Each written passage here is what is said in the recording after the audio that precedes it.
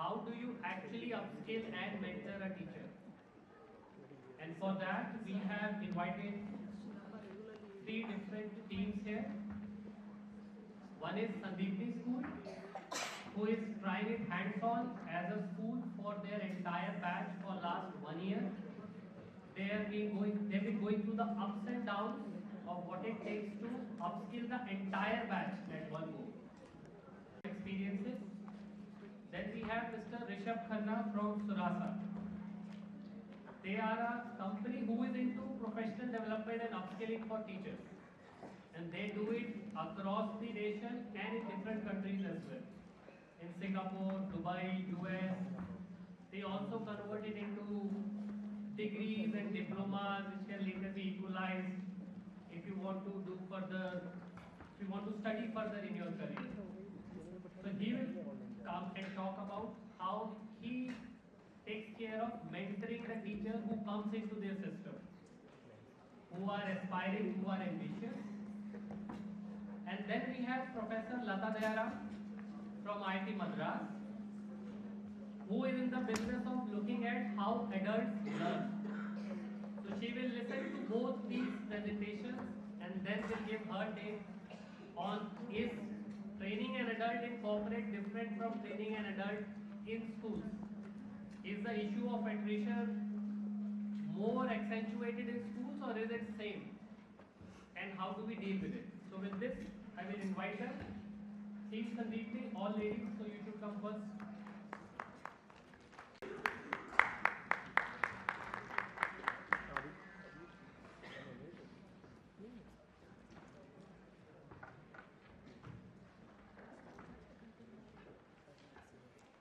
And Professor Lata ma'am is actually looking at it and would be commenting on it.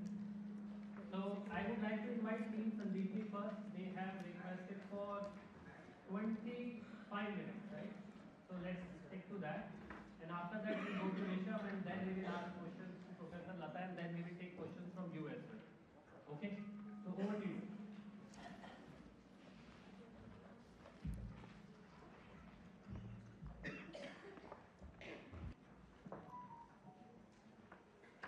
Okay, namaskar everyone. Good afternoon. Good afternoon. Yeah. So it's such a privilege to be standing at the podium at which many eminent speakers have spoken since morning. I understand it's a post-lunch session as Himanshu mentioned. And from here I can see the post-lunch glow. And maybe some eyelids trying really hard to get into a meditative stage. So here's what I will not do. There's no dimming of lights. I really don't have 47 slides with heavy text. I'll try to keep it very simple. So what I'm going to be doing is telling you all a story today.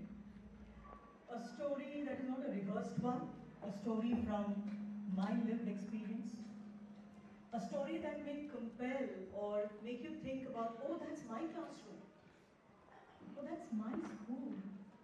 So if by the end of the session, if some of us can rethink the concept that we are going to be talking about today, make some of us rethink on our approaches to learning, then I think we've done our job, right? So let me introduce you to my wonderful team, these two wonderful ladies here, Ms. Malini and Ms. Divya. Immensely talented, and I must say, audacious enough to think that they can change the entire education system. So, welcome to both of them.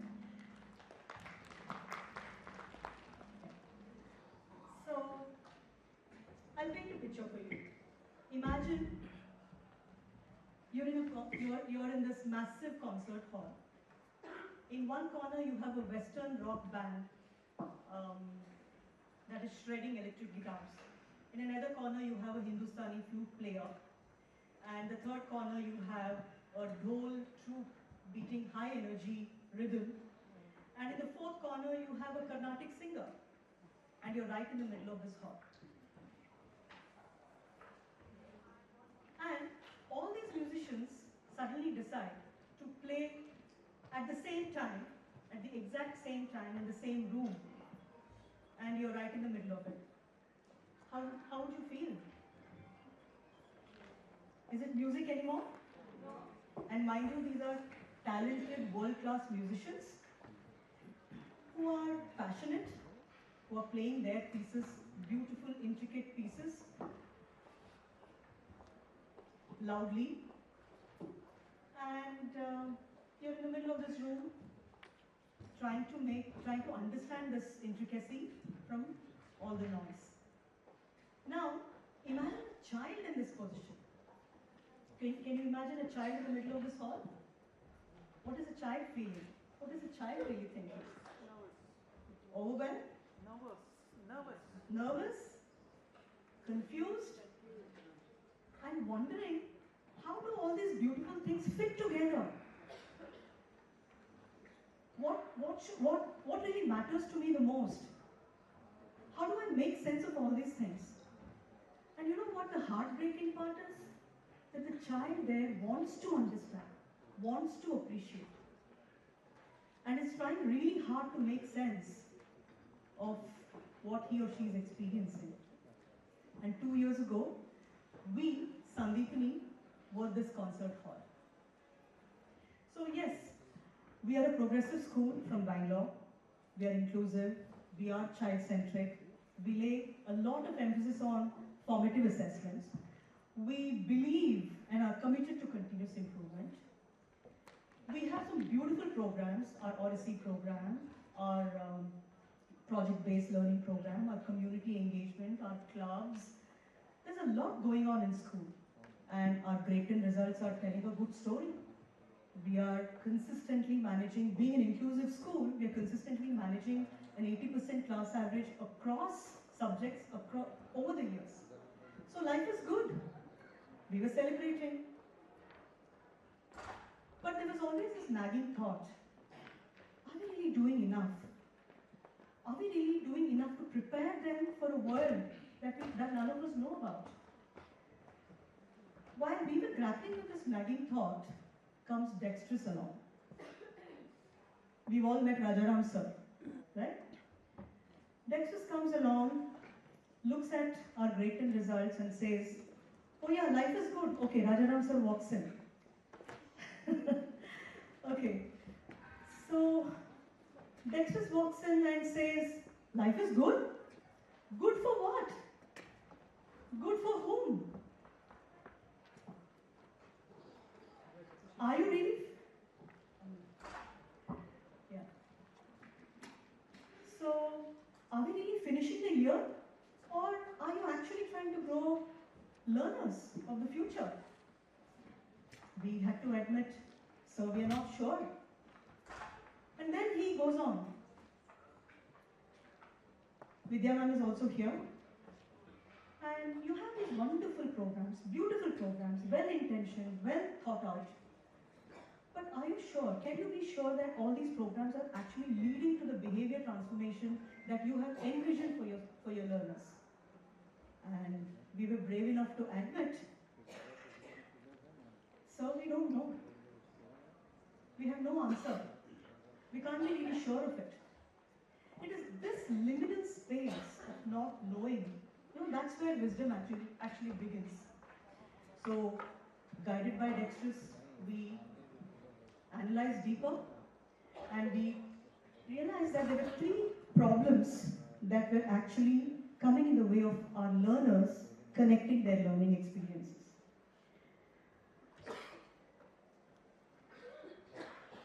So the first problem was the grade level bubble. I think today in the morning one of the speakers also mentioned about it. Every teacher thinks that every grade year is a fresh year, right? So a grade 6 teacher is assuming that a child in a class has learned everything that he or she has been taught in grade 5. Now, are we taking time out to check if this assumption is true? Are we building on it? Often no. Answer is no. So learning is not static. That's a fundamental learning that we learned that learning is not static. It's a continuous pursuit, all right, that is built on previous experiences. So every year it's like building a tower that grows higher every year by year. And we were not looking at it that way. That was one big problem. And scattered programs. I already gave you the orchestra analogy. And yes, we were telling the children, be precise in mathematics. Be expressive in your language classroom. Be an analytical thinker in your project-based learning class. And the single child was playing, we were expecting the single child to be a different person in different classes, which is really unfair. In fact, skill building cannot happen just once. Okay, you practice analytical thinking in project-based learning, practice being expressive in a language classroom. It doesn't work like that. The real mastery, the real learning comes from repeated practice in multiple contexts. When you practice the skills in multiple contexts, in unfamiliar contexts, that's when the real mastery happens. So that was another problem. And the third problem was that we're all reflective practitioners. By nature, we are a learning ecosystem at Sandeepni, and we reflect. We take copious notes, we observe keenly, we reflect thoughtfully. The box is checked, reflection done, and neatly filed away. But are we effectively using it? Maybe not. Are we really thinking about, okay, this is what I discovered from last year's reflection. How do I build on it this year? That was a big question mark. So these were the three problems that came to the fore. And we started redesigning and rethinking on our approaches to teaching and learning in our school. Not from a teacher's perspective, not from the school program's perspective, but purely from a learner's perspective. And that is why we called it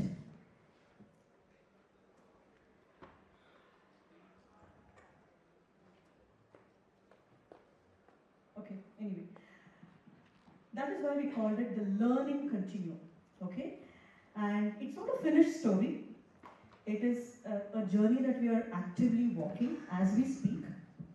It is messy, it is challenging, it is exhausting, but what we're really happy about is that it is intentional. So today I'll hand it over to Divya ma'am so that she can take us through how the learning continuum at Sandeepani works, how it is structured, and how it helps alleviate all these problems that I just listed. So, thank you, ma'am.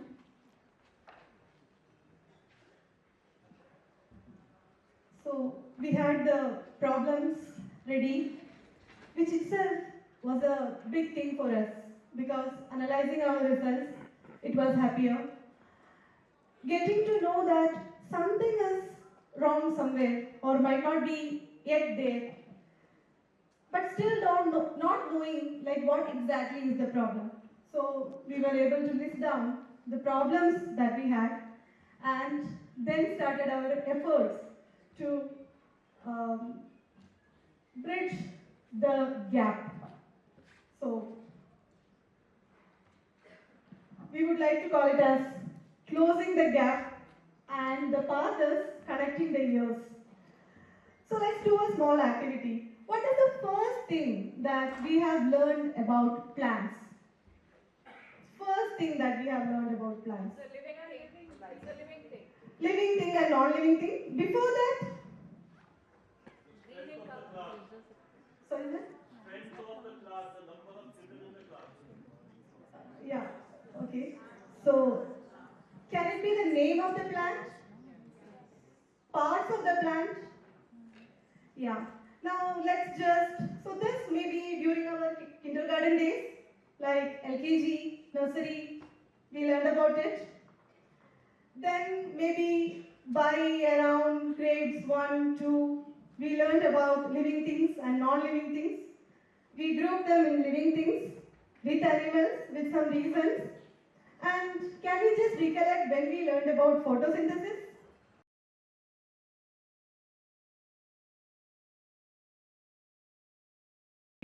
of it. How do you actually upskill and mentor a teacher? And for that, we have invited three different teams here. One is Sandeepni School, who is trying it hands-on as a school for their entire batch for last 1 year.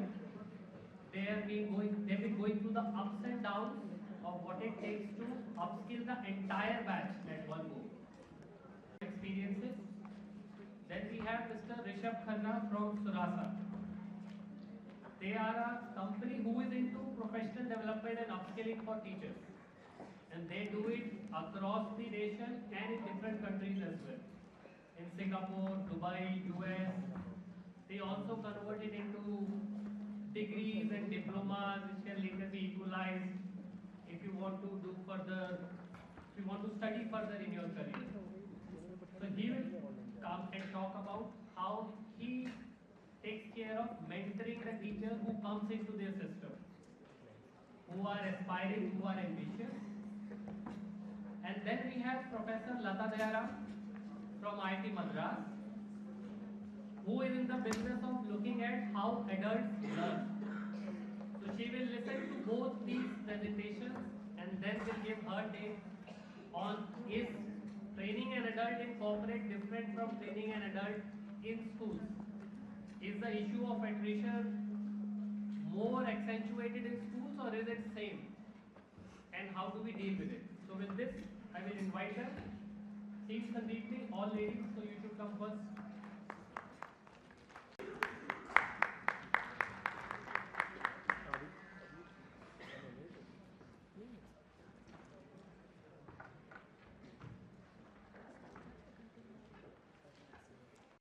And Professor Lata ma'am is actually looking at it and would be commenting.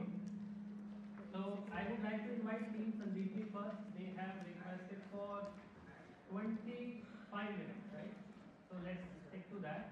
And after that we go to Rishabh and then we will ask questions to Professor Lata and then we will take questions from you as well. Okay? So over to you.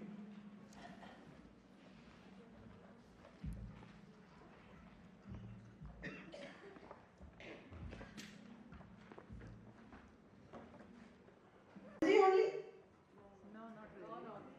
No, it's not. And the nursery child is not learning it as a science also. It is transdisciplinary in nature. Now, why should we learn about plants? As an adult, why should I know about plants?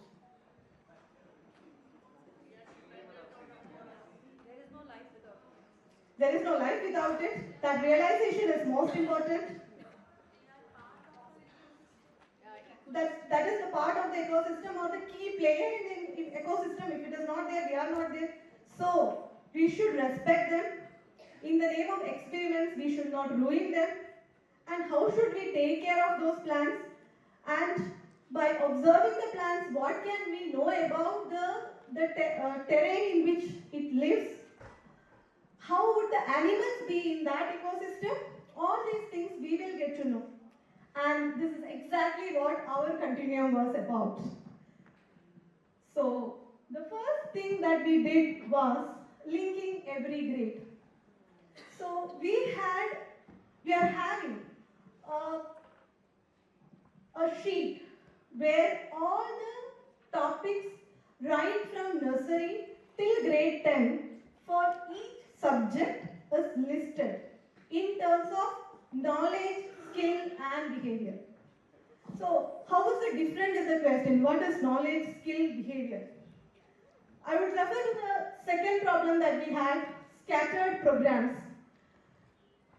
Somewhere we also think that schools are considered to be these knowledge centers which will impart knowledge.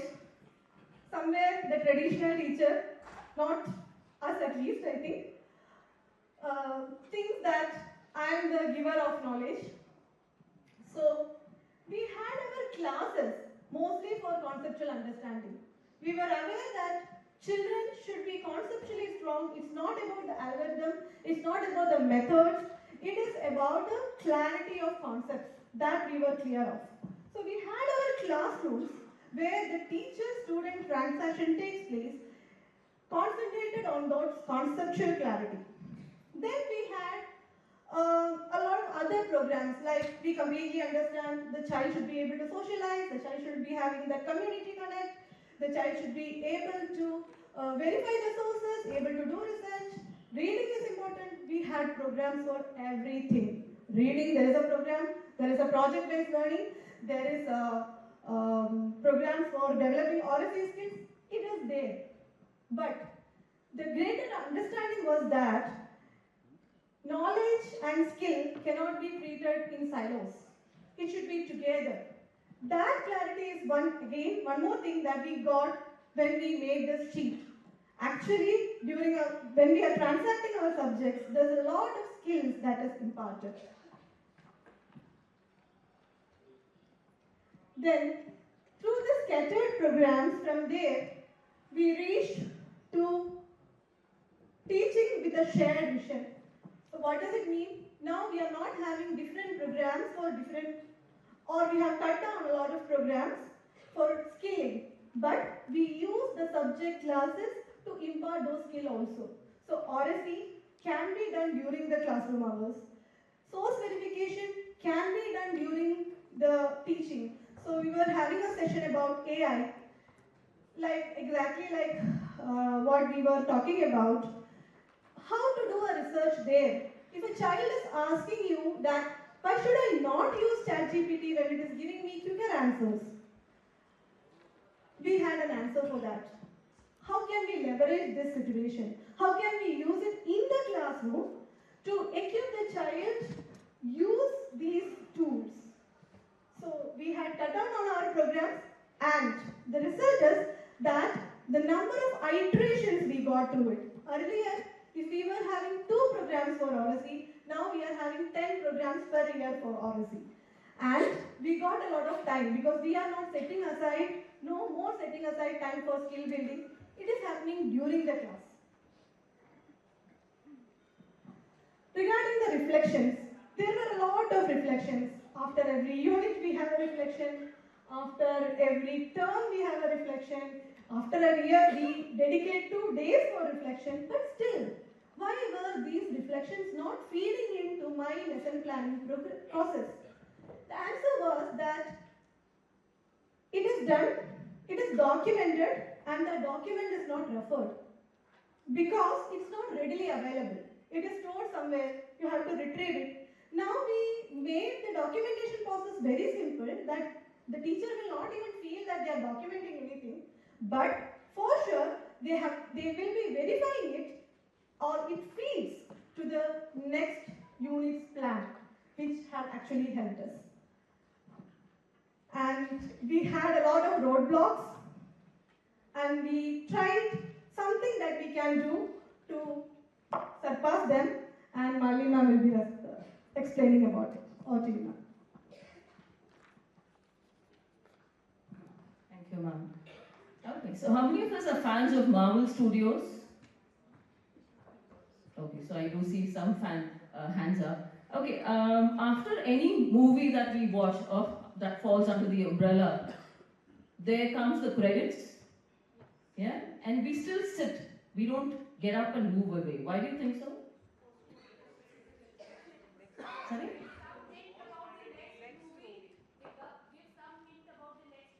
Right, so what does that do to us as audience? Excited? Curiosity? Right? So, do you, if I make a statement, would you agree that every learner in the class deserves this level of curiosity and excitement? Yes? Right? So that's exactly what we have been experiencing, at least in the last 1 year. I think my colleagues have already shared about certain aspects with dexterous support.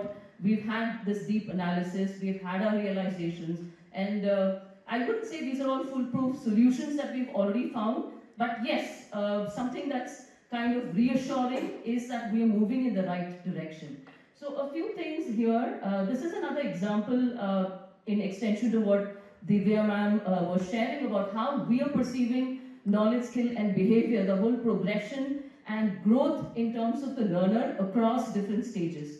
So here the example taken is character as a concept, and I think character is a common concept across the languages, right? So every lesson by default speaks about character. So maybe in the foundational stage, what begins as a concept is identify the main characters. We have a story narration, reading, and the children get to, identify and name. And gradually, I'm just choosing random, examples across stages for the benefit of time. Okay, so gradually in the preparatory stage, we're looking at children being able to describe character motivations. The essence of character is still intact, right? But yes, they're going a step ahead in terms of the skill that they're nurturing. And then what do we wish as a behavior modification by the time they reach secondary or higher secondary is this, right? Being able to debate character ethics, have logical supporting reasons for making choices, and also being fully aware of the consequences. So that's where we want our children to head, in terms of languages. I think the plant theme, ma'am gave an example. So this is another way of how we are perceiving the progression of knowledge, skill, and behavior, and the interconnection of that across grades in the continuum, learning continuum that we are looking at. Okay, so yes, this gave us a very fresh perspective, something that we were able to do consciously with, continued ongoing analysis with, Vidya ma'am and Rajaram sir, is, yes, we started moving from assuming that our children know this to actually consciously being aware of where they stand in terms of a unit or a topic.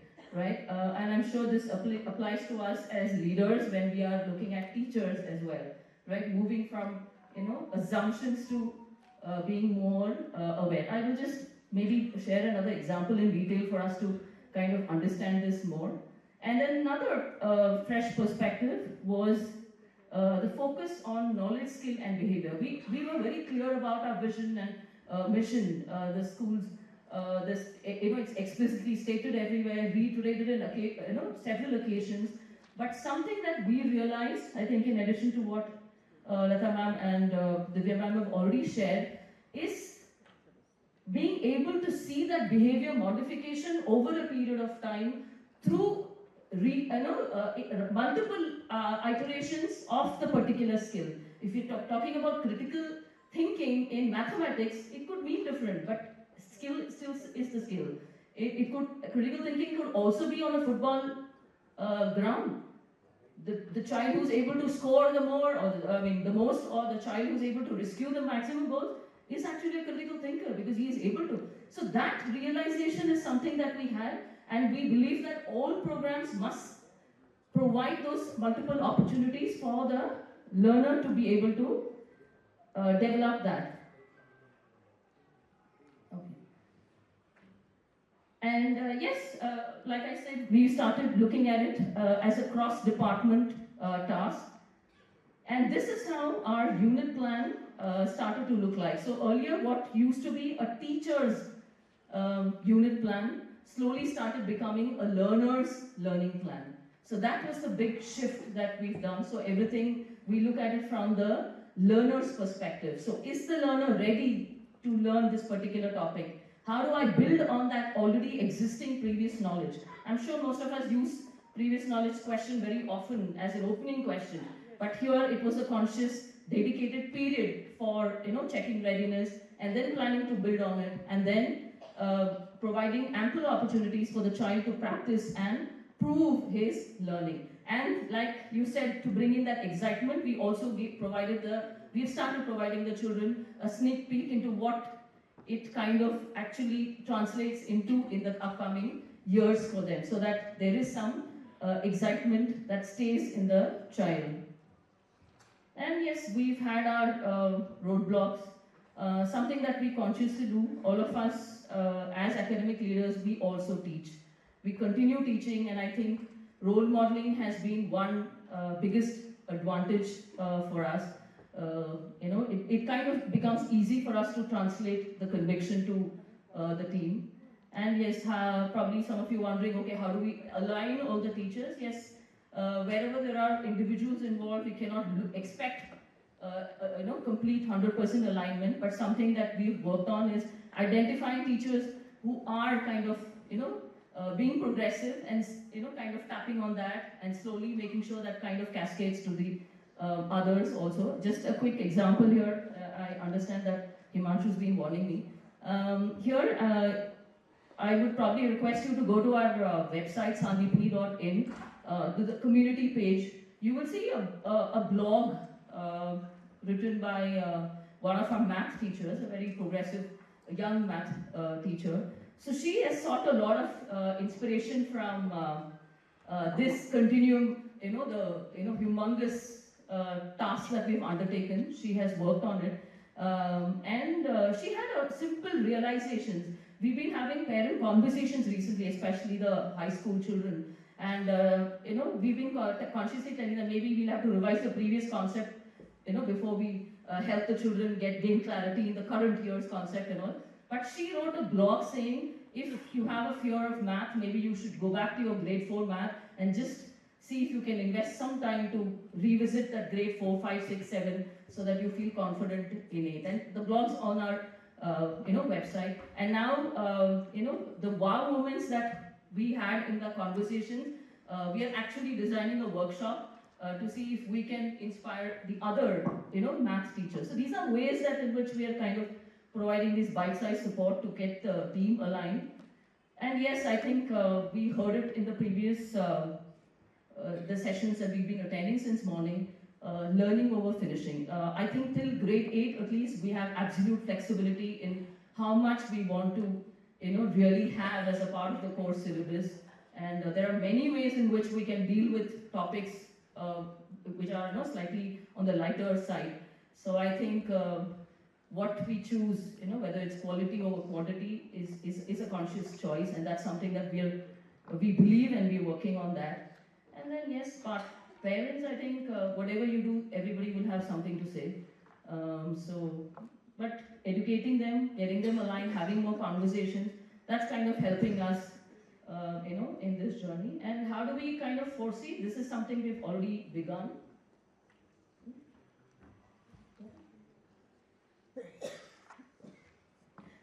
Okay, so thank you very much. So this is something we've already begun now, developing the continuum sheet. And again, it's not like a thorough, excellent sheet as yet. It's in the making, and it's a long-term journey. Over a period of 1 year, another year, we are hoping we are able to add more questions. And I think that also is something that we heard, about questions, asking more questions. Yes. Be it questions about previous knowledge or questions about the upcoming knowledge, questions about how we can facilitate higher order thinking within the new learning that we are providing the child. So that's something we are consciously going to work on, because we already have our skeleton ready. So we are working on enhancing it in the upcoming summer break. And yes, after 3 years, I think we are also associated with a lot of other programs where they have objective assessment data, like ASET and Olympiad. So I'm hoping that also gives us a true picture of whether all these strategies that we are using and experimenting is actually contributing to higher order thinking, skill development, and behavior modification in children. So a case study is something that we certainly would undertake. And then yes, as a 5-year plan, we are going to have the batch of students who've undergone the continuum for 5 years appearing for the board. Again, we will have more data to kind of analyze with respect to that. And yeah, that's the way forward, and we hope that we are going to be able to do this. When we say learner-centered, it's in the literal sense about we are aware, like the example that Divya ma'am shared about plants. I think all of us were aware about which grade what is introduced. But is the learner aware?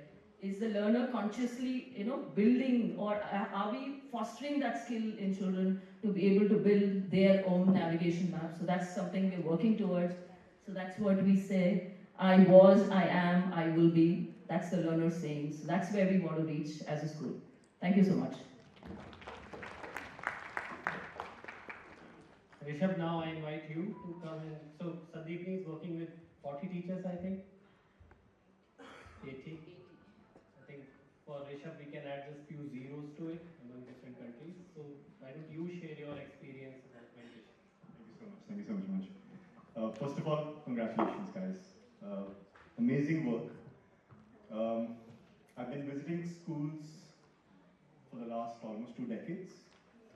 I started training teachers when we still wanted to invest in smart boards and not smart teachers.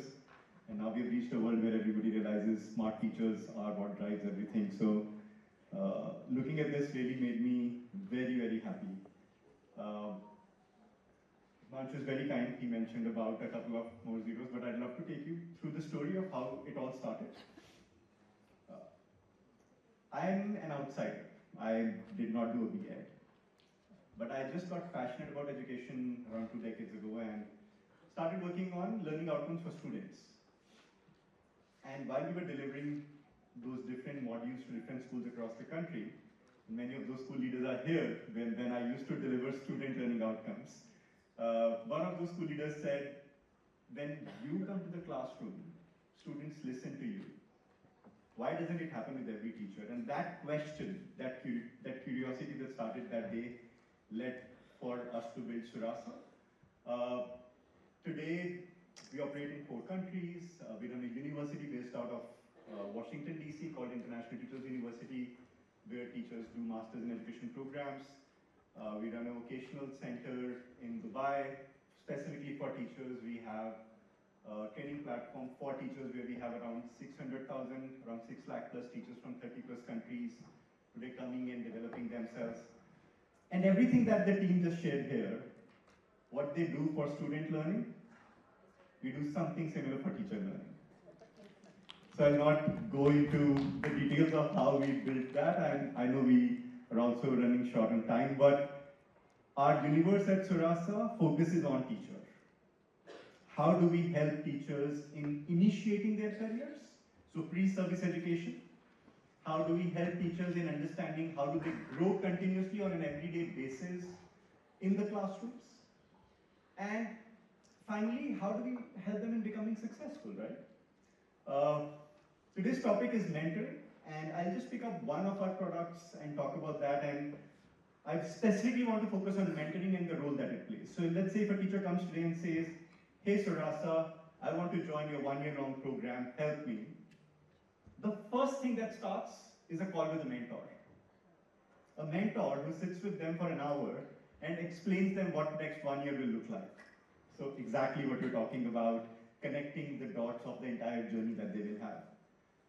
We showcase that it's not going to be an easy journey, it's going to be a difficult journey because we want you to face as many failures in this 1 year so that once you start implementing it in the classroom, there are no failures there. After that entire setup is done, that we explain to them that, hey, it's going to be these milestones, these many times. I will not get into milestones. They start learning. Online, self-paced, with mentors, with outstanding professors from different parts of the world. But one thing stays constant, a call with a mentor once a week. And that mentor is not talking about pedagogy to them. That mentor is not telling them study this or study that. The mentor is saying, are you on the right track? Do you need extra support? Is everything going fine on your family side? Hey, what happened? You were sick this week. And then from there build that trust, because mentoring stops working when you don't have trust on your mentor. Agree? Not agree? Anyone? Then teachers start building their skill evidences, which is one of the most difficult things of our program. I'm talking about the year-long program here. And around a month into the program, when they have to deliver their first evidence of skill that they have developed, they get cold feet. They want to continue watching videos, they want to continue going to the classes, they want to continue assuming that they are learning, but our models of learning, We worked on a lot of detailed models of how things go from short-term memory to long-term memory, unconscious, not knowing or unconscious incompetence to unconscious competence. There are multiple stages. We build those models that a teacher needs to reach that level of unconscious competence, that when you're teaching in the classroom, reflection is actually happening. You just have to put it down later. But for that, somebody really needs to know what reflection is. Yeah, so people want to just continue attending the classes, but they don't want to do the skill evidences. They don't want to write assignments. That's where the mentor then comes back and starts working with them on showing them what does that assignment writing really mean. And that continues, rinse and repeat for the next 10 months, next 12 months. Then they've built an entire skill portfolio. And when they look back, they said, hey, did I do all of this myself? Yes, you did yourself, just that there was a mentor on the side. So the role of a mentor is so, so important. And I can tell you, by the way, personally, visiting some 1,200 plus schools in different parts of the world, I know where all teacher mentoring and teacher development models fail. It's never the intent of the school. I don't know of one school leader who did not have a good intent and did not want to have their teachers working at the best possible skill set. Anybody here who has seen a school leader like that? How many of you, school leaders or teachers, would want that all of your teachers work at the highest level of competency? Please turn around and see. So intent is never a problem. It's the mental model which becomes a problem. It's the model of implementation which becomes a problem, and that's what we've been working on 2 decades now, and we feel it's still day zero, still want to explore more models. So, what can a school today do to initiate the right mentoring channels? One of the key skills, one of the key things that the Sandeepani team shared today was that at the end of that year, when professors went and they said, hey, you had a successful year, they had this realization that something is not right, something needs to be improved. If I ask everybody here, and you don't have to answer that, if you just had to pick up areas that you feel are not right, would you be able to quantify them exactly? We'll be able to point towards, oh, maybe assessment is not right, or maybe teaching and learning is not right, or maybe reflection is not happening. But can you quantify it somehow? Can you say 1 kg reflection is not happening, or 1 liters of lesson planning is not in the right place, or 100 kilometers of assessment is not in the right place? That's where one really has to start. So what is that baseline assessment? What is that benchmarking that we do when we have to initiate teacher mentoring? Till the time we don't do that, believe me, most of the times it might be very good intent, but we might be fighting in the wrong direction. I've seen schools really considering teacher mentoring and teacher training as a very important aspect of their entire growth plan. And I've seen schools inviting the same academic year, 5 different experts talking on the same topic, everybody contradicting each other. And teachers sitting at the center thinking, which model should I pick? Has anyone experienced that? Where do we start? So teacher mentoring is not about identifying the model. There are enough. There's a Stanford model, there's a Harvard model, there's a Danielson framework, 22 subdomains, pick up something, start working on that. Doesn't work, guys. Sorry. What is your school's unique requirement needs to be found out. Just how Sandeepani team found out their unique requirement.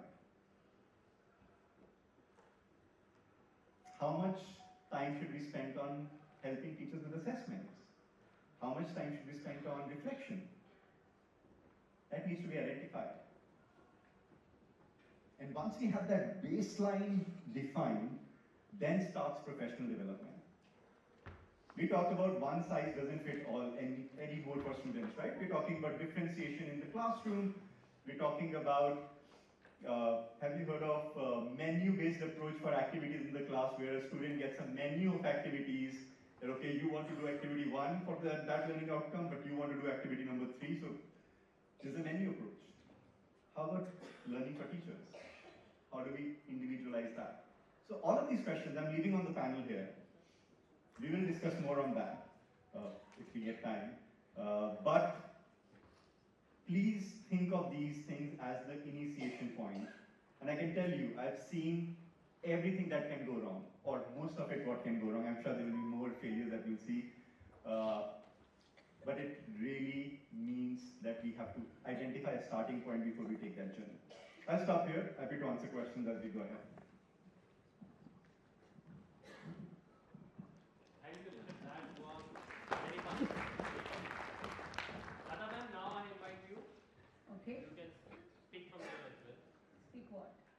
About these two guys, these two teams are trying to train adults, which are teachers in this So context. you're going to give me some questions, then I can take it on, or how is it?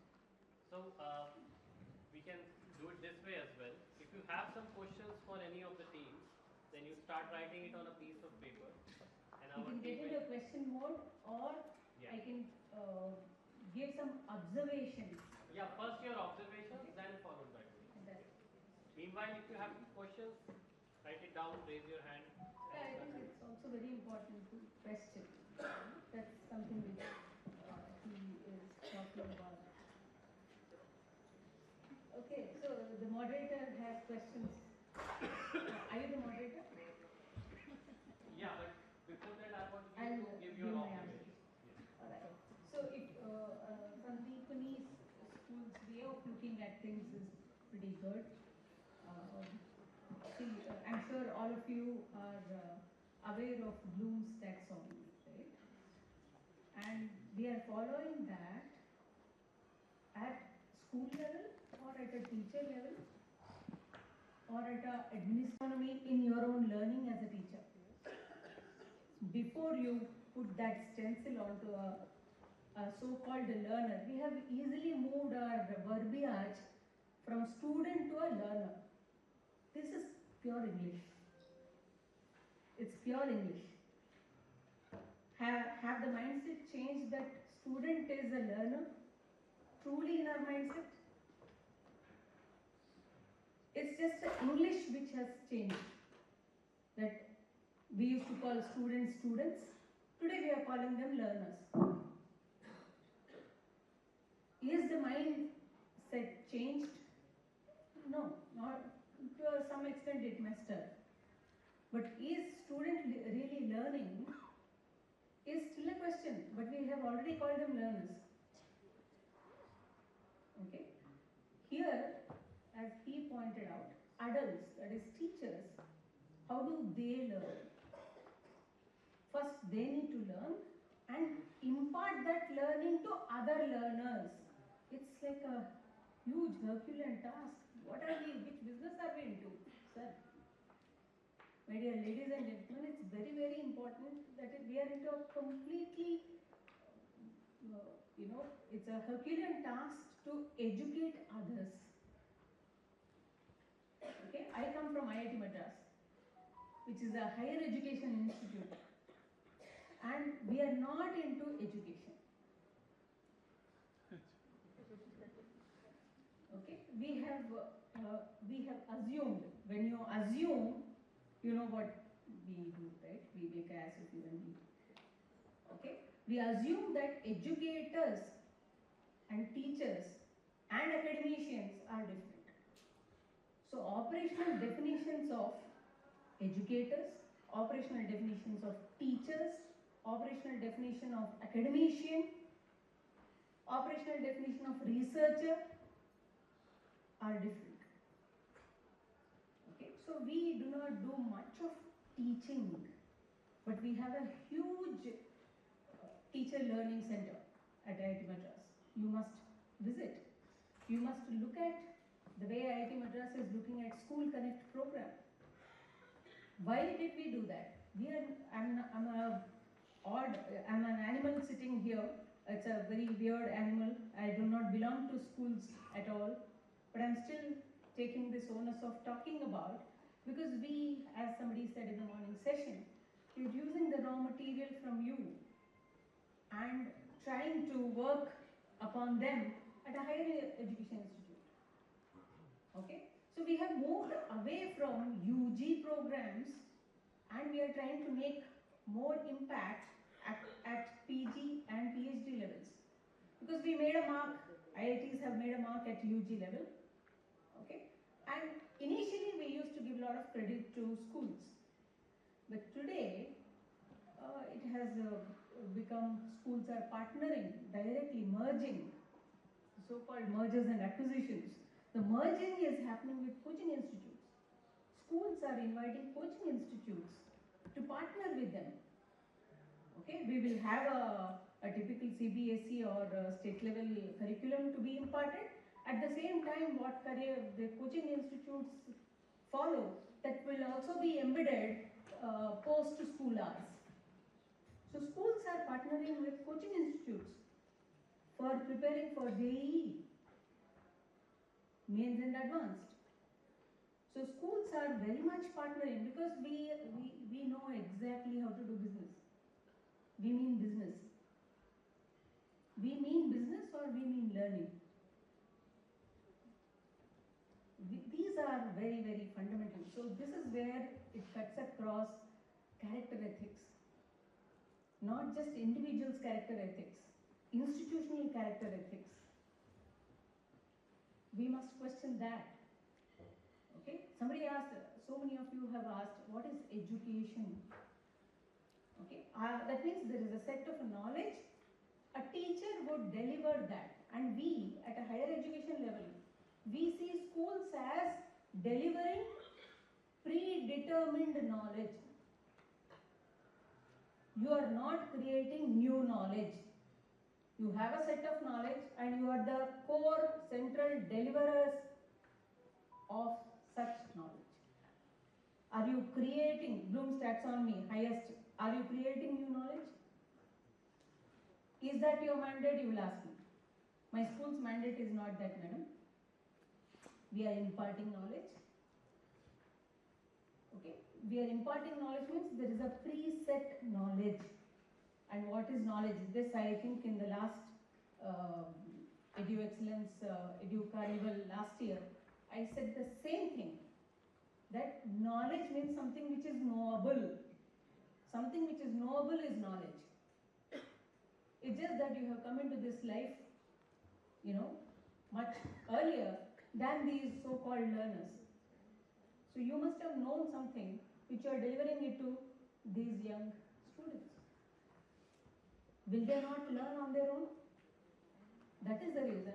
Formal, structured learning, non-formal learning, informal learning. What are you into? Formal learning? Non-formal learning? Informal learning? You don't leave your schools and go and reach out to learners. The learners are pulled into your schools. Forcibly are made to learn what you want to teach. Why would you do that? This is the systemic issue. This is the systemic challenge. How do we forcefully or enforce our learning or knowledge onto others? And that knowledge will be, that is the reason you look at Anganwadi schemes of Government of India.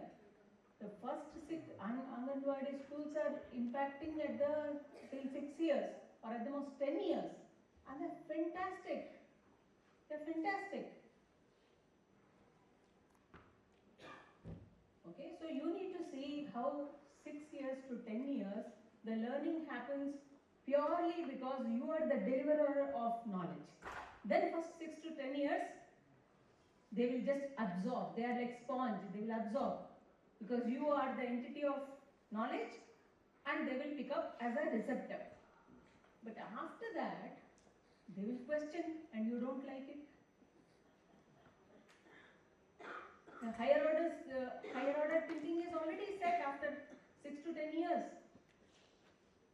They will question. You will say, I am the teacher. I know better. This is how it is. This is how you learn. We are doing this and we are running this school for 30 years. You will talk like this. You will throw your weight around. And those are nothing but adults. That time the learner, the student, we don't know where it went. So it's very, very important. I am, I was, I am, I will be. Okay, kal, aaj or kal. So I will be talking about in my workshop about sustainability. Okay, so you and I will sustain because we have these faculties called brain. We will think, we will survive, we will thrive, we will live, we will thrive. And in between, these teachers should not become a collateral damage. So how do we deliver value and not education? Because there is no fixed education. There is nothing which is fixed education. Education is a variable. It's a variable. It's not a fixed asset. At least it should not become a liability. Okay? So education is something to know, to do, to be, to become, to live together, because there are other entities along with me in this life. I am not living alone in void. To know, to be, to do, to become. Is being important or becoming important? These questions when students ask, what do you, is there, no, this is not in the syllabus, is out of syllabus. What is syllabus? And so please also question Bloom's taxonomy. Bloom was good, okay, he gave something, okay, you followed. Beyond that, what next? There is an alternative to Bloom, solo framework. I'm sure some of you have learned about it or heard about it. Solo framework. These acronyms keep confusing me. Solo, it could be structured, observed, learning outcomes. Okay, solo framework. And it is much, much more fantastic than what we have been taught always, Bloom's taxonomy. Okay, curriculum. The curriculum revision, how many? So we again go back to NCERT or SCERT. Okay, so we rely heavily on systems. Okay, what is your circle of influence? Okay, my circle of concern, coming from IIT Madras, my circle of concern is very high, but circle of influence is limited. I don't belong to schools. Okay, but I'm using the school education at higher education institute. So I'm definitely concerned, though my circle of influence is limited. So please look at solo framework too.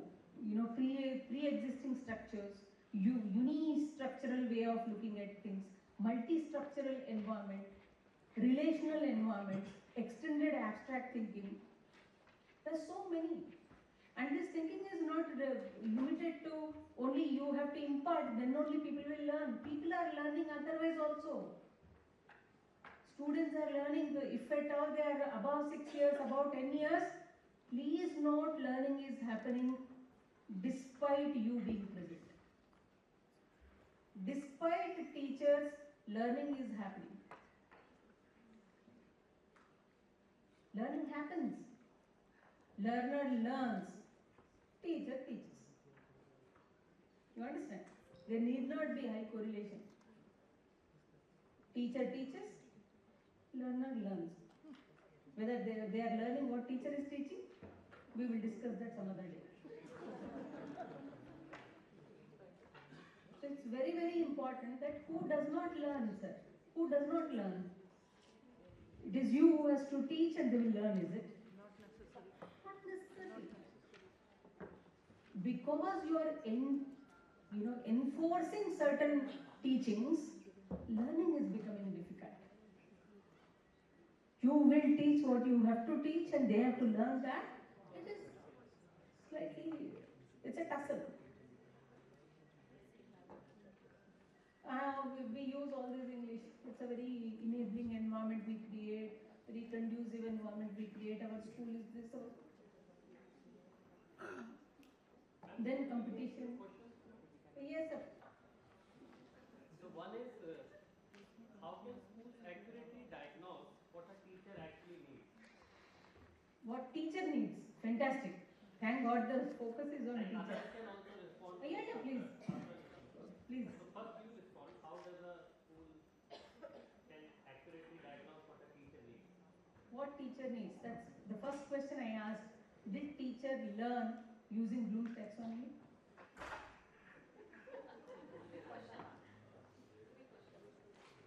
No, no. See, my answers will be further questions to you.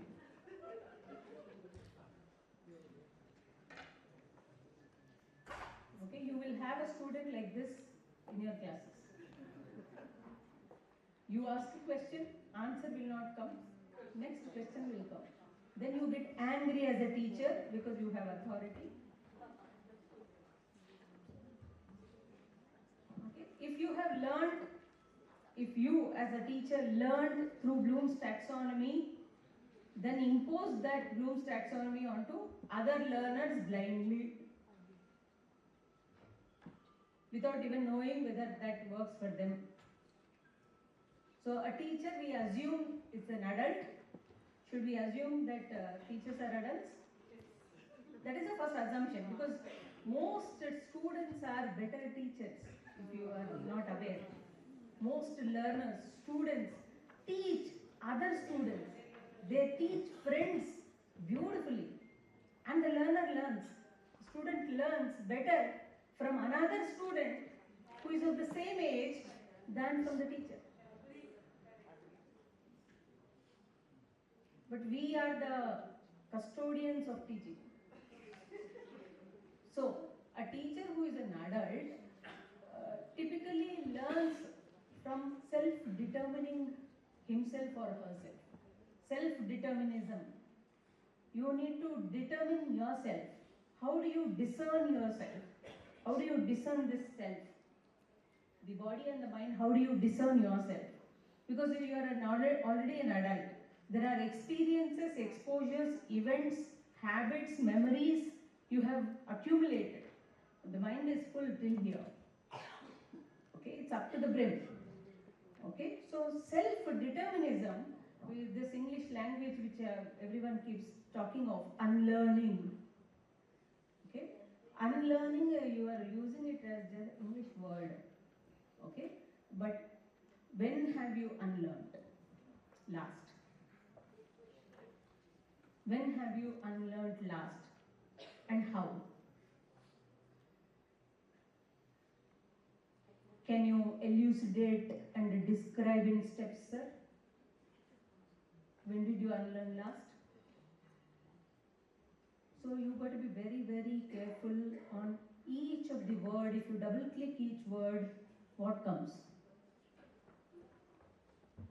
Okay, so the way an adult learns is largely self-motivated. Okay, motivation, in popular words we use motivation, but in technical terms we use volitional forces inside us. Volition is motivation. Okay, so for adults, self has to determine, self has to be there. For youngsters, external recognition, external rewards work a lot. That is the reason you prize winners, you stood first, I stood second, all these things still motivate children or students. But for adults, it is different. So they need to see the reward system is self-enhancement, self-determinism, okay, self-enlightenment. I have learned something, I have achieved something, that feeling must come. Whereas for children, external rewards would also do. Prizes, awards, recognition, all of this. To adults, it is more of determining self, self-efficacious behaviors, self-achievement, all of these. Okay? And in corporates, if you see, that is the fantastic things which corporates have learned before schools. And what is it that corporates have learned before schools is learning, especially for adult learning principles. We do not use the word pedagogy because it is pediatric, which I told you in the last conference also. The andragogical principles largely work around self. Around self. The self-paced learning, not teacher-told and timetable-based learning, self-paced learning. So this works in corporates very well because all of them are adults and adults learn at their own pace. At their own pace and their own milestones. Okay? So we typically, I think in the last time we told 70, 20, 10 principle we told. 70% on the job learning. On the job you learn. You determine yourself, you experience yourself, give yourself more experiences. 70% of the time on the job learning. 20% with a mentor, somebody senior who has been there before you. 20% through a senior or a mentor, and 10% only in a structured classroom learning. Okay, that's what corporates to a great extent follow. Thank you so much. I request everybody to make notes. This is going to be very, very useful what ma'am shared. That intrinsic motivation of knowing that I want to learn is the key part for any successful teacher development program. And just coming back to Himanshu's question, that how do we identify, where do we start, where do we measure? I think that's where I'll first connect it to ma'am, what she shared, what Professor Lata just shared, and then I'll come to that answer. There's a very big difference between andragogy and heutagogy. Okay? Heutagogy becomes self-directed learning where you decide what you want to learn. And many times we end up, as schools doing that, we ask the teacher that you should learn yourself. Andragogy, on the other hand, when we say self-paced learning, is you're giving somebody that independence of spending time in learning whenever they want, in whatever form they want, but you tell them what you want them to learn. So the 70-20-10 principle as well works best when the organization has clearly defined what is the end goal, what's the end competency you want the individual to develop. Now, coming back, as a school, how do I even identify that if I have 100 teachers in my school, what should be the curriculum created for each teacher for them to learn, right? Again, another beautiful example from Professor Lata, that are our teachers learning using Bloom's taxonomy? Do we identify that which teacher is at remembering or understanding level at assessment systems, which teacher is actually at implementation and applying and analyzing stage, and which teacher is actually at creating and what's the second part? Sorry. And evaluating and creating, right? So when she says Bloom's taxonomy for teacher development, she doesn't really mean that teachers should know Bloom's taxonomy. She really is saying that to develop a system like what Sandeepani team has done, we are actually expecting teachers to work at a creating level of curriculum design. But how many of our teachers are actually at evaluating and creating level of curriculum design, right? Only then you can identify them and then include them in the team which can do this work. So effectively combining everything together, Himanshu's question on how do we identify, I think a simple baseline benchmarking assessment might be a very good idea. There are various models available globally. You can use ChatGPT to create a questionnaire that everybody can answer and there can be detailed rubrics around it. Or you can work with organizations like ours. We have a standard assessment that schools can use. And there are many other things available. There are other organizations who do these assessments, so that creates a benchmarking. You actually get to understand on different domains, different subdomains, where does every teacher stand, and then you can build on top of it from there. So Bloom's, andragogy, and heutagogy, three key terms, but how do you implement them comes from a benchmarking assessment. Does that answer your question, Himanshu? Any parting comments from Sandeep? So, just to add on to what they've already shared, we are living that in school. Trust me, when we're talking about intrinsic motivation and all the self-discipline aspects, something that I want to highlight, Sandeepni does not have a school bell ring at all. We don't have a school bell. We look at the time and keep transitioning. Children move from classroom to one class to the other without a bell. Teachers move without a bell. There is never a time when we are like, having any clashes in terms of time. That's how it works. All of us are conscious about time and the transitions. That's one. And something that we consciously work on as school leaders is just like how we believe in differentiation in a classroom. classroom with our learners, it's the same with teachers. One size will not fit all. I think he already mentioned that, and that's very true. So we try to see how we can tap each one's potential, and that's our job. We are all heads of department as well. We are just not holding designations in the institution. We are heading each department. We are looking into every aspect of the planning, the lesson planning, the kind of question that goes in. And I think the AI session in the morning also, even as simple as how do we use AI to convert an application kind of question into an evaluate kind of question, so that that kind of is actually adding value to the teacher in the way she's perceiving that question, and also to a learner in the way he has to gather his or her thoughts, to be able to answer that question. So that's the kind of, deep thinking that happens with us as, leaders. I think brilliant thoughts. One last thing that I would like to add here is to precisely answer your question. There will be accuracy when you, as a leader, do not forget that you're a teacher too. Right? When you think from that empathetic point, I'm sure the decisions will almost be accurate mostly. So never forget that you're a teacher. So in Sandipani, what we have seen is also that we have a strong connect with our teachers. So there are a lot of personal conversations going on, and a lot of reflections going on, and that kind of tells us that the training need for each teacher is different, and that kind of helps us diagnose what each teacher needs and cater to them. Thank you. So with this, we come to the close of the session. Well, in the previous session, we were talking about what is between them and they leave. That always remains, can be applied. So with this, Professor Pushpanathan, if I can request you to come and give mementos to our panelists.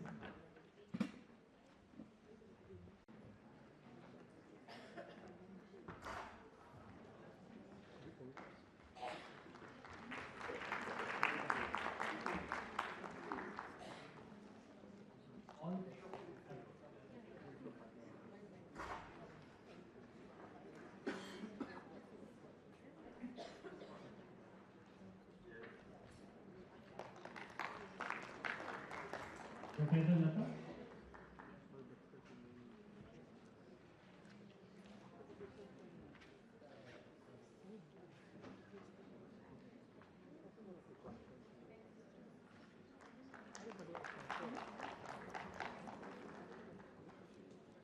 And Bishop.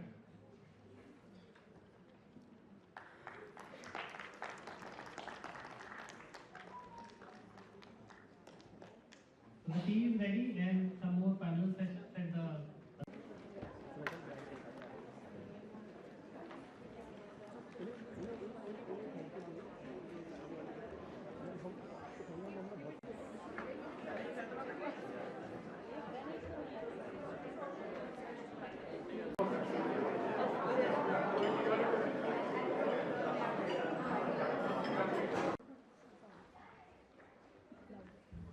Should I speak louder? Yes, we'll use this mic only. Yes.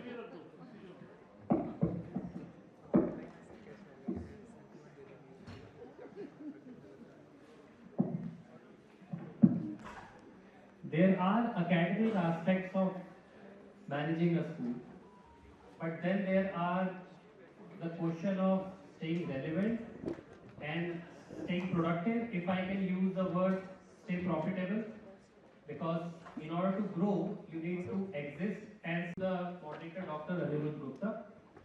So first we have Dr. Amit Chandra from Center for CCE, right?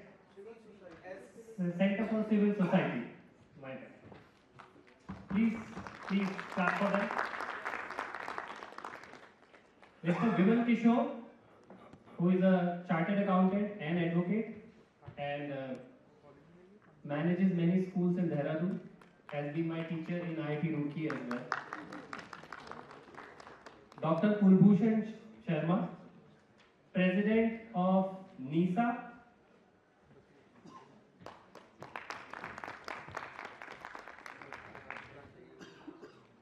National Independent School Association. And then we have Advocate Kamal Gupta,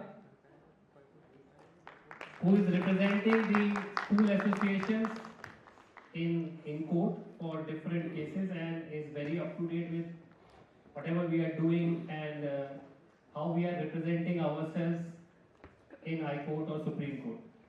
And then to moderate this discussion, I would invite Dr. Anirudh Gupta. You met him earlier. He's the CEO of the DCM group of schools who have schools in Haryana, Punjab and Himachal.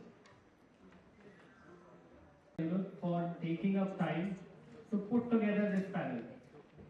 This panel is entire his idea that we should have representation from each of these areas so that we are able to give our participants answers to all the issues which can trouble them or which they have to be very careful about. So with this, I would give the mic to Dr. Arvind. Thank you, Manshu. So, welcome back all of you after the tea break. As you all know, India is one of the biggest K-12 segment in the world. There are almost 1.5 million schools in India. I think 14.70 to be precise. And we have 260 million school goers. Not only the largest, it is the most diverse also. Especially education being the state subject, everything changes after 200 kilometers. We have a schools operating from couple of rooms to school operating from hundreds of acres. We have schools which are being run not for profit by charitable organizations. We have schools which are being run by the companies, government schools, schools run by the municipalities, schools run by the corporate houses. And this diversity is not only limited to the school promoters, but as parents also, we have first-time learners in our class, we have students from affluent families, from service class families, from economically weaker strata, and especially after RTE. So there's a whole lot of diversity, and given the quantum and the diversity, taught by the fact that we are in a VUCA world, which is volatile, uncertain, complex, ambiguous. So the kind of uncertainty and complexities we see these days in the school administration, school management, that one act, one legislation, even one media report or one video going viral, everything changes next day. All of a sudden the government is out to take control. Even if it is not your mistake, there can be occasions and times you can be penalized. So it's easy to open a school in India because in some other countries, when you think of opening a school, you have to reach out to the government, like what we see in KSD and UAE and a couple of other countries. You have to seek a license before starting a school. But here in India, you can start a school, you can pump in a lot of money, crores of rupees. But the moment you go beyond grade 8, you have to apply for recognition, affiliation, and suddenly all these regulatory aspects, they come into being. And also the fact that it's not a level playing field, especially when it comes to security, when it comes to lot of other aspects. So the same law is not applicable. We have a lot of schools run by KVS, and from state to state there are thousands of state board schools. So in this kind of, with these uncertainties and complexities at the backdrop, what are the things in terms of legal framework, in terms of taxation aspect, in terms of regulatory aspect? And I said, education being a state subject, a lot of things are different from state to state. Even the application to apply for NOC varies from state to state. Even the formula to calculate the fee, is different in Haryana, different in UP, different in Punjab, though we are a part of the same nation. So with this premise, firstly I'd like to introduce the panel. I think it's the first time such kind of a panel is here in this kind of a forum. So with us we have Mr. Vimal Kishore, who is a practicing chartered accountant based out of Dehradun. Having passed a professional course at the age of 21, he was the youngest entrant to the profession in 1988, and he has been advising educational institutions on matters related to accounting, taxation, personal compensation and allied areas. Though there's so much to talk to him and other panelists, but given the limitation of time, we'll have to restrict ourselves. We have Mr. Amit, again a very dear and old friend. He's in social development professional with expertise in research and outreach in the public policy space. Amit is CEO of Delhi-based think tank Center for Civil Society, and he's also spent a year in Kabul working on the Asia Foundation, providing knowledge and technical support to the Ministry of Education in Afghanistan. We have Mr. Kamal Gupta, who's taken out time to be a part of this forum today. He's a founder and proprietor of Kamal Gupta and Company, a full-service litigation law firm based in Delhi. He's a practicing lawyer in Delhi High Court and Supreme Court, having vast experience of more than 20 years in court litigation, specializing in education law, which covers a wide range of issues including the admission policy, student rights, staff, employer rights, compliance with the various government regulations, and these days he's having a new challenge of the new act introduced by the Delhi government. So, and we have Dr. Kulbhushan Sharma, who's an activist with expertise on bringing solutions for private schools in India, particularly for affordable private schools. He's president of NISA, National Independent School Alliance. And the diversity I was talking about, from Kashmir to Kanyakumari, we have almost 1 lakh affordable private schools, which are budget schools, who are a part of NISA, which Kulbhushan ji is representing. So, I'd like to start with Vimal ji. And Vimal ji, I'd like to ask, a lot of people who are already into the K-12 segment or who are keen to set up schools, the first thing which comes to their mind is, what is the preferred form of organizational setup for an educational institution, a society, trust, or a Section 8 company? Thank you, sir. This is an important question, but it is relevant, and I'll say most relevant, when the organization is proposed to be set up. So, in the previous session which we had on taxation, I basically said that from a taxation perspective, it is immaterial. All the three entities are treated similarly.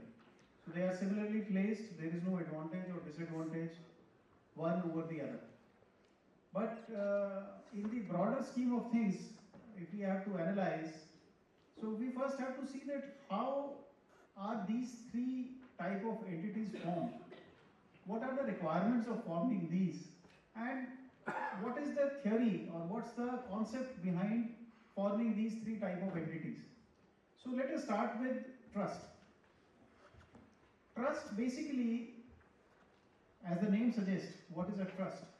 So trust is basically, I have reposed my confidence, my trust into some set of people, including myself, on giving shape to a particular object that I perceive should be pursued. So trust could be a private trust, it could be a public trust. So typically a trust is formed by writing a formal trust deed. The person who writes the deed is known as the author of the trust. The people on whom he reposes his confidence are known as the trustees. And he generally settles a trust property, that this is what I am setting aside for this particular purpose. And in order to ensure perpetuity of purpose, I am appointing, let's say, X, Y, Z, and myself also as the trustees of this particular trust. And then it becomes a legal entity. It can then apply for all the, it can open a bank account and it starts pursuing its work. Generally, in case of a trust, what happens is that normally a person will appoint people who are very close to him, maybe his family members as the trustee. So there is nothing which prevents, if you are forming a trust, from appointing your relatives as a trustee, and the board continues that way. How it becomes a public charitable trust? It depends upon who is the beneficiary of a trust. So a trust will definitely have a set of beneficiaries. Who is the one for the benefit of whom the trust has been created? So if the trust is created for the benefit of a private individual or maybe a group of persons who are identifiable distinctly, then it's a private trust. So I may have a trust which is for the benefit of my children, and I appoint maybe my brother or somebody in my family as the trustee because I feel that he will definitely take care of the purpose for which I am setting it up as this trust. The property that I have set aside will be used for the benefit of the named individuals. It's a private trust. Now, if I say that this will be open to all, everybody would be a beneficiary. So, irrespective of caste, culture, religion, gender, I would like a school to be set up. So, here the beneficiary is public at large, so it is a public charitable trust. So, that's the concept behind setting up of a trust. Second is a society. Now, society is essentially where at least 7 like-minded people, and generally not family members, they come together and then they, for a particular project, for a particular purpose, which is not for profit, they form an organization. Again, it becomes a separate legal entity. You have to draft the regulations, you have to have the bylaws, you have to have the memorandum which specifies what's the purpose, get it registered with the Registrar of Societies. And the Registrar of Societies is a state body. So typically the administration of societies is with the state government. And generally the area of operation is also restricted to the state in which the society is located. Now third, similarly, individuals would like to form something known as a Section 8 company. Now Section 8 company will be regulated by the Registrar of Companies, which is a central body, which means that it would be under the administration of the central government. And it can have its area of operations beyond one state. So if you want to go to multiple states, then that is one of the options to explore.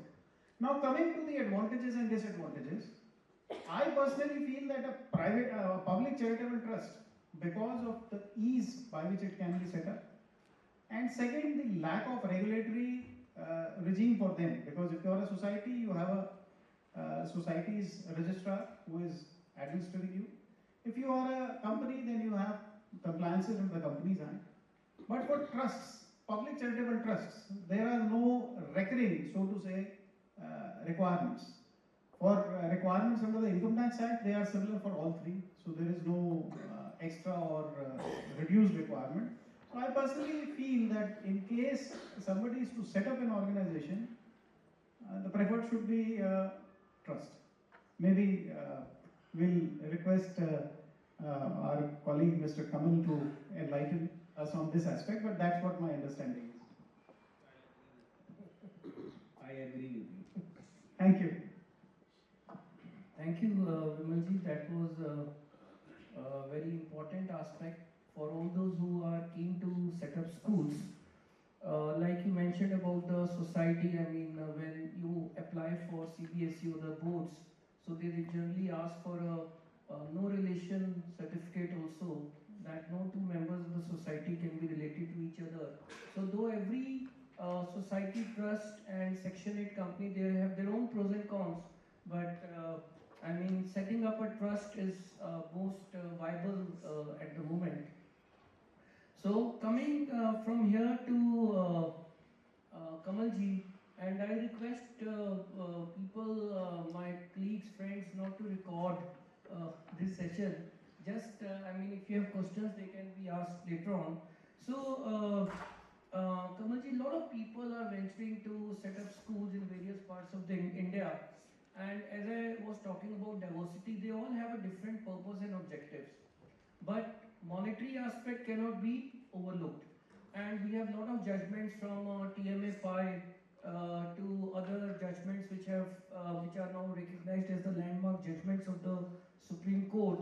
And even the act and the governance model might vary from state to state, but schools generally often face a lot of problems when it comes to understanding the aspect of commercialization, profiteering, and capitation fee. Because whether it is CBSE or Cambridge or any other board, I mean, these are the three areas, I mean, where the people or the media or, they generally try to pin you down. So what is the exact understanding of commercialization, profiteering, or the capitation fee, and what are the do's and don'ts?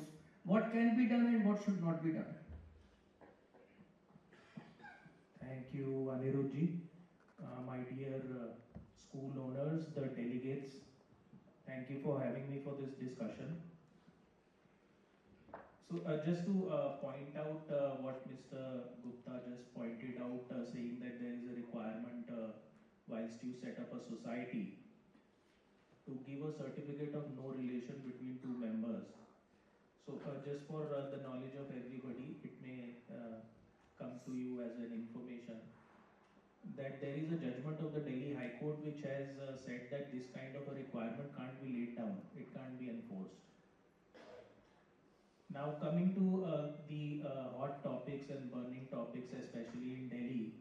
So the schools are being over-regulated in Delhi. If you were to just follow some of the news, political aspersions and political requirements of the day have forced governments to bring about regulations which are in the nature of fee fixation or directing the schools to behave in a particular manner, which actually curtails their income, as also is counterproductive in the sense of preventing the development of the schools, which would come in handy for the students themselves. Now, the Supreme Court, starting from TMA Pi, which was an 11 judges bench decision way back in the year 2002, had said that the schools would have a fundamental right to establish themselves. Now, that fundamental right was to have various facets, including the right to fix a reasonable fee structure and to function with maximum autonomy, which I think is the last thing which we see today in governance, which is left to the schools. The Supreme Court said that the fee of the schools can be regulated, but it can be regulated only for a few aspects which can be checked. First is whether the school is commercializing, whether the school is profiteering, and whether the school is charging capitation fee. Now these words may seem to be words of art and science, but they've not been so very vividly defined anywhere. But we do have some definitions here and there and some observations here and there in the Supreme Court judgments and even in the Right of Children to Free and Compulsory Education Act. Now I have been fortunate to argue these matters before the Delhi High Court division benches also. What we have got down laid as a law is that commercialization would mean to be making excessive profits. Like for example, if you're making 15 to 20% surplus, it should not amount to commercialization. it should not be as if that you have no purpose with the amount that is left with you as a surplus and you're just making it and collecting it. So that would amount to a commercialization. But in case you are able to say that I am, for example, wanting to build up an auditorium, which is why I am collecting this money, and this surplus belongs to and is to be applied to that purpose, then it would not amount to commercialization. So commercialization, as I said, is making excessive profits than required, which is the easiest form of understanding it. The second is profiteering. So profiteering is a word which stems from profit.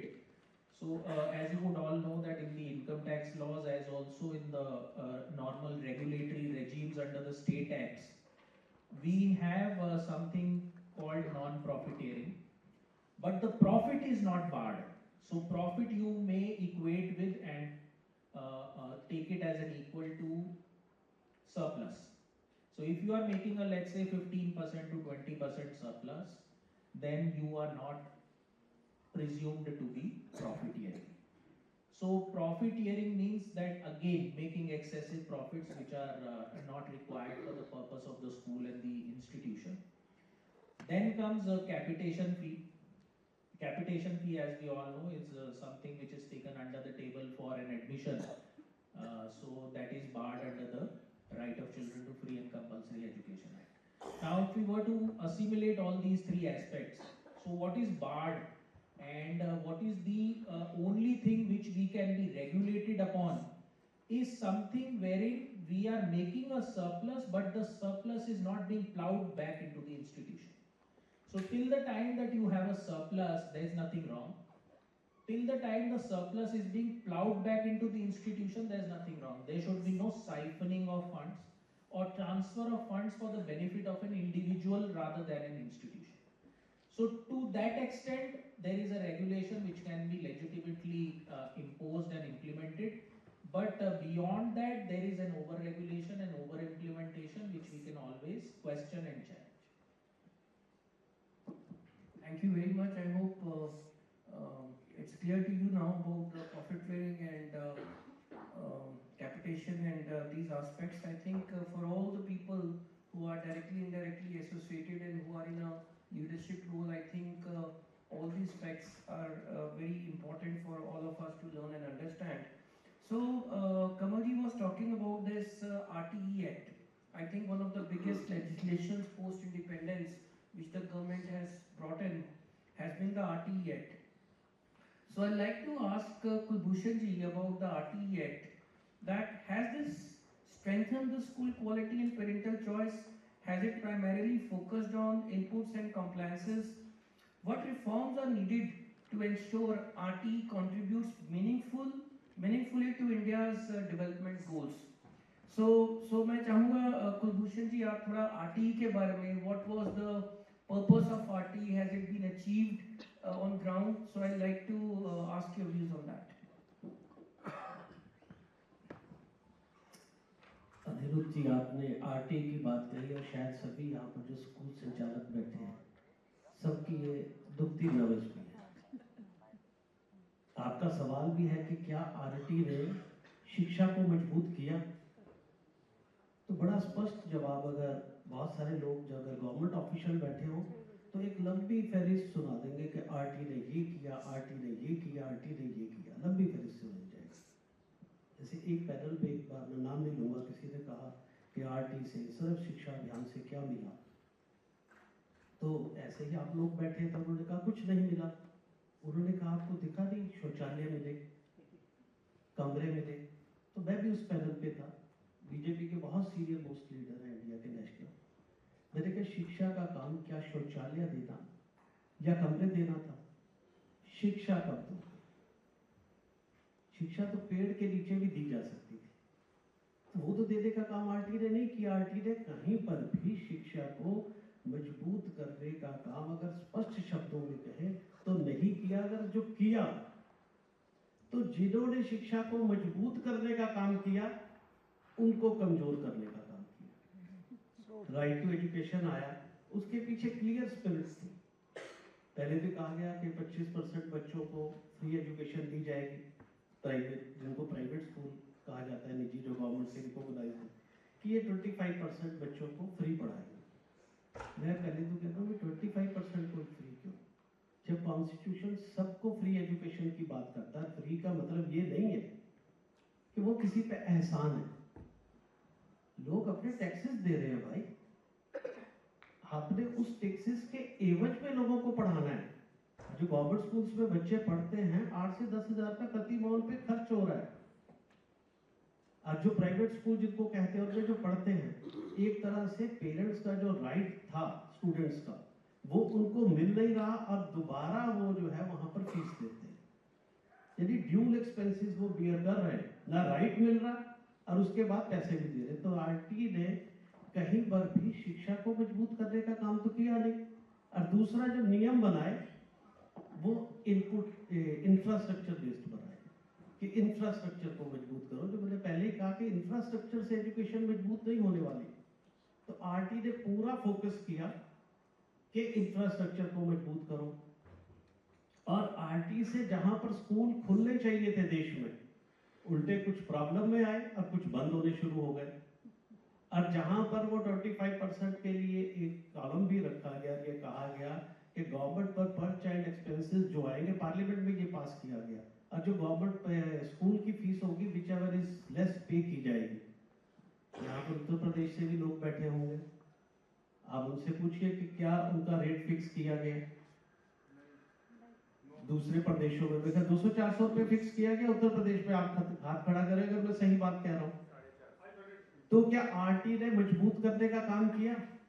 RT ने सही मायने में कानून लागू करने का भी काम नहीं किया, और जो अच्छा शिक्षा के क्षेत्र में ग्रो कर रहे थे उनको भी दबाने का काम किया। तो ये एक तरह से पॉलिटिकल फ्रॉड, इसको हम कहते हैं कि ये पॉलिटिकल फ्रॉड था। और सरकार को अब समझ जाना चाहिए, अगर ये सही साबित नहीं हुआ तो इसको तुरंत क्रैश करके खत्म कर देना चाहिए, ताकि शिक्षा में जो ये अनावश्यक इंटरवेंशन हो रही है, आरटी की वजह से नुकसान हो रहा है, वो तो कम से कम बंद होना शुरू हो जाए। Thank you, Sharma ji. So, I'm sure few people might agree and few might like to disagree, but it depends on the various individuals and organizations. So, Amit, I'd like to bring you here. We've been talking about the legal aspects, the taxation aspects, and we just discussed about the RTE. So, though it might be little, digression to what we had discussed the other day, so I want your opinion on that. Do you believe permitting for-profit schools could expand choice, attract capital, and drive quality through competition while still ensuring equity and transparency? And I will also link it to the fact that India, I mean, as we all know, is aspiring to become a developed nation by 2047. So what policy changes we need for our children to achieve a dream of Viksit Bharat? So first, about should we permit for-profit schools? What can be pros and cons? I mean, and how do we ensure, like we say, education is the growth engine for economy, that education is able to purposefully, meaningfully contribute in the vision of Viksit Bharat? Sir, do you mind if I use the podium? And how much time do I have? So I can be as quick, sharp by saying yes or no, or elaborating the topic. I don't know how much time we'll have, but we have 5 minutes? 5 minutes. Okay, I'll use the podium.